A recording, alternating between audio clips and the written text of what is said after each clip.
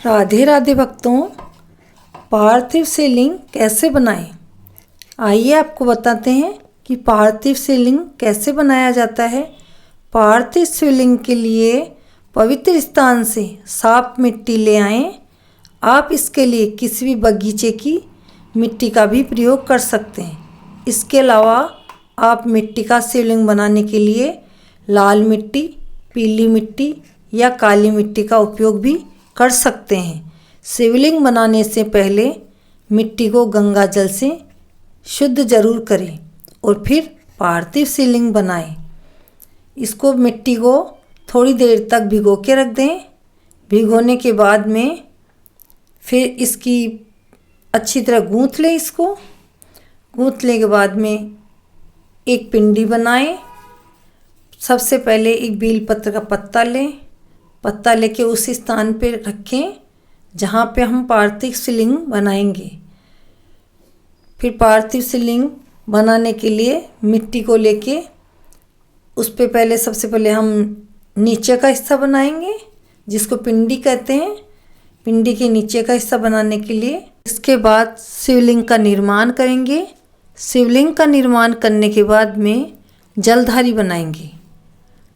फिर जलधारी बनाने के बाद में सभी जगह से शिवलिंग को, जलधारी को एक सी समान आकार देके और फिर उनको शुद्ध पानी के लोटे से पानी लेकर सबको मिला देना है और अच्छा आकार दे देना है।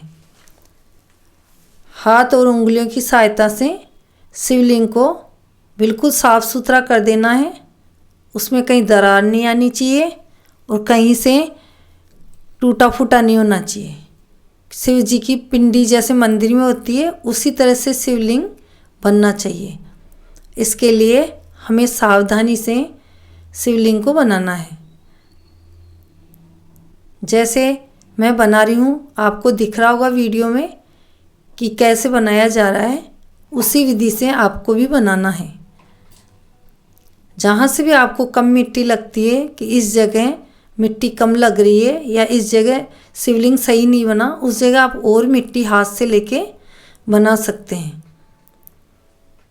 इसी तरह से शिवलिंग तैयार होने के बाद में हम पूजन की तैयारी करेंगे। तो पूजन की तैयारी के लिए हमें पूजन सामग्री चाहिए। उसके लिए पवित्र मिट्टी का दीपक चाहिए, एक घी, चरणामृत, दूध, दही, शक्कर, शहद, रोली, अक्षत, फूल, वस्त्र, यज्ञोपवीत, चंदन, बेलपत्र, दीपक, नैवेद्य, फल, कपूर, धूप बत्ती, फूल माला, भांग, धतूरा, इत्र, भस्म, सुपारी, धतूरा, बेर, बेलपत्र, फूल,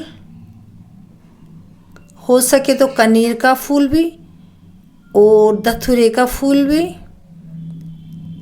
मौली, थोड़े से गेहूँ, जौ, काले तिल, लौंग, इलायची, काली मिर्च, इन सभी चीज़ों से शिव जी की पूजा करेंगे। और कैसे करनी है पूजा, उसका भी विधान बताते हैं। पार्थिव शिवलिंग बनाने से पहले भक्तों, हमारा शिवलिंग अब बनकर तैयार हो गया है। इस दौरान हमने अपनी पूजा की सामग्री भी इकट्ठी कर ली है। अब इसके बाद हम पूजा करेंगे। पार्थिव शिवलिंग की पूजा करने के लिए हमने सभी सामग्री इकट्ठी कर ली है। तो इसमें पानी का लोटा, दूध को हमने चरणामृत बना लिया है, जिसमें चरणामृत में शहद, घी, दही, दूध, मीठा, शक्कर या बूरा, कुछ भी, गंगा जल, ये सभी चीज़ें मिक्स करके चरणामृत बना लिया है। तो वो चरणामृत का भोग लगाएंगे भगवान के। अब हम जल चढ़ाते हैं। अब जल समर्पित करने के बाद में चंदन घोलते हैं। चंदन घोल के चंदन का तिलक लगाएंगे भगवान के। जब चंदन का तिलक लग जाएगा उसके बाद ओम लिखेंगे। शिवलिंग के ऊपर ओम लिखना भी बहुत महत्वकारी होता है।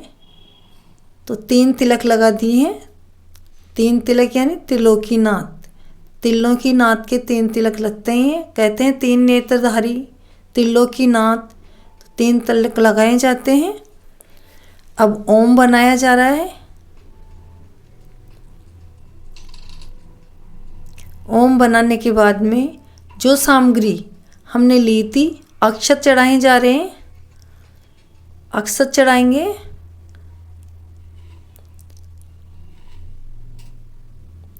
इसके बाद में हरे मूंग है, हरे मूंग चढ़ा देते हैं।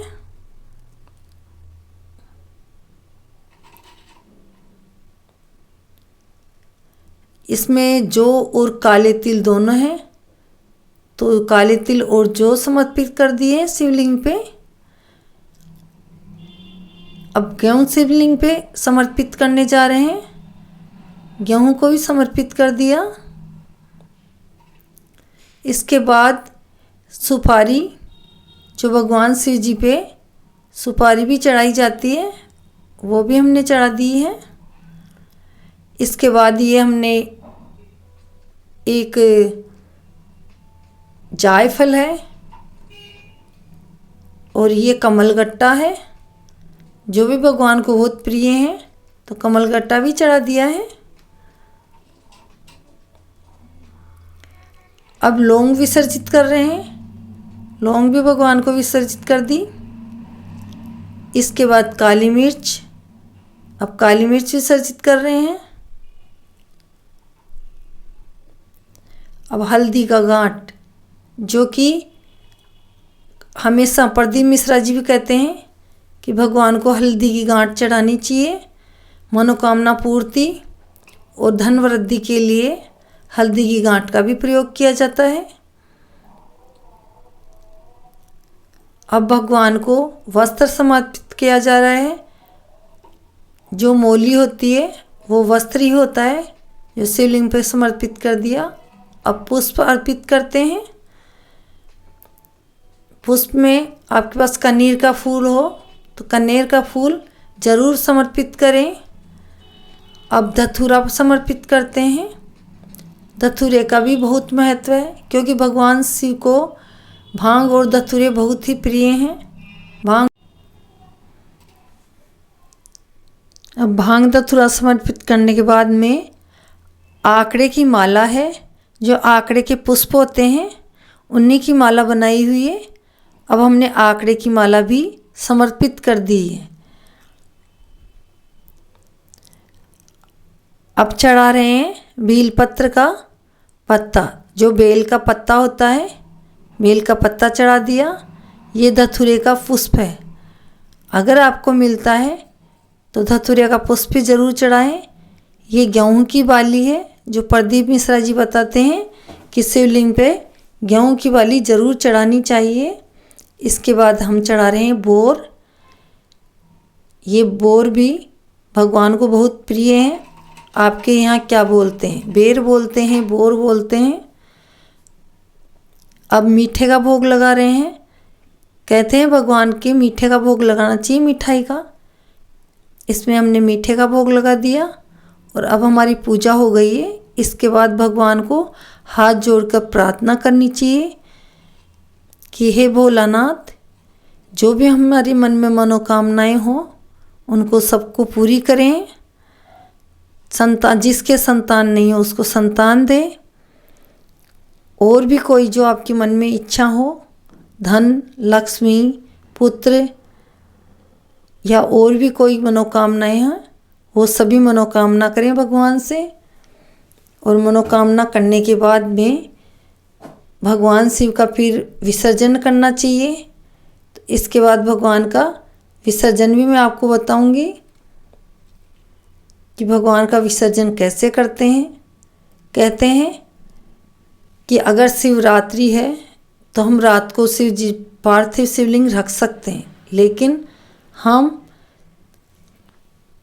और कभी शिवलिंग बनाते हैं तो उस शिवलिंग को हमें बनाने के बाद, पूजा करने के बाद पानी में विसर्जित कर देना चाहिए, किसी गमले में, पानी में, नदी में, तालाब में। अगर आपके पास नदी या तालाब नहीं है तो आप पानी में विसर्जित कर दीजिए और उस पानी को किसी गमले में डाल दीजिए। तो ऐसे अब आपको विसर्जन भी। अब भक्तों, हमारी पूजा अर्चना सब हो गई है, भगवान से हमने हमारी मनोकामनाएं भी मांग ली है। इसके बाद हम शिवलिंग को पानी में विसर्जित करेंगे, क्योंकि विसर्जन करना बहुत ज़रूरी है। शिवलिंग की पूजा होने के बाद विसर्जन करना बहुत ज़रूरी है। अब हमने शिव जी का विसर्जन कर दिया है और ये हमने पानी के गमले में विसर्जन किया है। इसके बाद इस गमले के पानी को किसी पौधे में डाल देंगे, गमले में डाल देंगे, ताकि भगवान हमारी सभी मनोकामनाएं पूर्ण करें और हमारे घर में सुख शांति, धन संपदा, लक्ष्मी सभी दे। जो पुत्र की कामना करते हैं उन्हें पुत्र दे। जिनके दुख तकलीफ दर्द काया निरोगी सभी की कामना करें। जिसको दुख तकलीफ है, रोग है, उसके लिए भोलानाथ से प्रार्थना करें और आखिरी में बोले हर हर महादेव, ओम नमः शिवाय।